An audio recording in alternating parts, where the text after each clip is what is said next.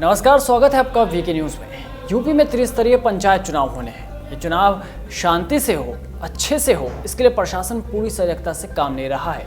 एक तरफ जहां प्रशासन सख्ती दिखाते हुए कभी समोसे जब्त करता है, कभी जलेबी जब्त करता है, तो दूसरी तरफ हथियार और औजार का शोर भी इस बार खूब देखने को मिलेगा। चौंकिए मत, सब विस्तार से बताते हैं। दरअसल यूपी में त्रिस्तरीय पंचायत चुनाव को शांतिपूर्ण ढंग से संपन्न कराने को नोएडा जिला प्रशासन और निर्वाचन आयोग सहित सभी संबंधित विभाग सक्रिय हैं। पुलिस की टीमें लगातार गश्त कर रही है, हर मूवमेंट पर नजर रखी जा रही है। पुलिस की पैनी नजर इस बार सब पर है, तो वहीं लोगों से शांति और सुरक्षा कायम रखने की अपील भी की जा रही है। लेकिन शांति और सुरक्षा के बीच चुनाव में तोप, तलवार, गदा, बंदूक और पिस्टल का शोर भी देखने को मिलेगा। दरअसल चुनाव में विभिन्न पदों पर भाग्य आजमा रहे प्रत्याशियों को यही चुनाव चिन्ह आवंटित किए गए हैं।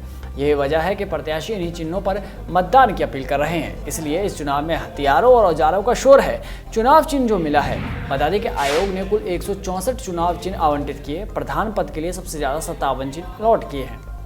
रिपोर्ट्स के मुताबिक चुनाव चिन्हों के आवंटन की बात करें तो इस बार नए और पुराने का एक अनूठा संगम देखने को मिलेगा, जहां बैलगाड़ी, टाइपराइटर, खड़ाउन, कुआं, डमरू जैसे निशान हमें पुराने दौर की याद दिलाते हैं, पुरानी बातों को याद दिलाते हैं, तो वहीं टेलीफोन, हेलीकॉप्टर जैसे कई निशान हमारे तरक्की और विकास को परिभाषित करते हुए नजर आएंगे। इन सब के अलावा इस बार फुटबॉल, बल्लेबाज, घुड़सवार जैसे निशान ये बता रहे होंगे कि देश खेल में कितना आगे बढ़ चुका है। तो कुल मिलाकर बात यह है कि चुनाव कोई भी जीते, लेकिन इन चुनाव चिन्हों में आधुनिक और नए भारत की झलक बखूबी देखने को मिलेगी। अब आप सोच रहे होंगे कि चुनाव चिन्ह आवंटित कैसे किए जाते हैं, तो बता दें कि चुनाव आयोग के पास चिन्हों की दो तरह की सूची होती है। पहला, बीते सालों में आवंटित हो चुके निशानों की आयोग के पास एक सूची होती है, और दूसरी सूची में निशान होते हैं जो कभी किसी को मिले ही नहीं, मतलब आवंटित नहीं किए गए हैं। किसी भी समय में चुनाव आयोग के पास कम से कम ऐसे 100 निशान होते हैं जो अब तक किसी को आवंटित नहीं किए हैं। अब बात ठहरी निशानों के चुनाव की, तो निशानों का चुनाव इस बात को ध्यान में रखकर किया जाता है कि वे आसानी से मतदाताओं को यानी जनता को याद रहे और आसानी से वे उसको पहचाने। इसलिए प्रचलित चिन्हों और प्रतीकों का ही इसमें इस्तेमाल किया जाता है।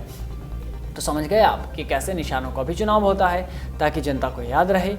और इस बार देखना होगा कि जनता किसके सर पर पंचायती का ताज पहनाती है। इस रिपोर्ट में बस इतना ही। देश और दुनिया की तमाम बड़ी खबरों से जुड़े रहने के लिए बने रहिए वीके न्यूज़ के साथ। नमस्कार।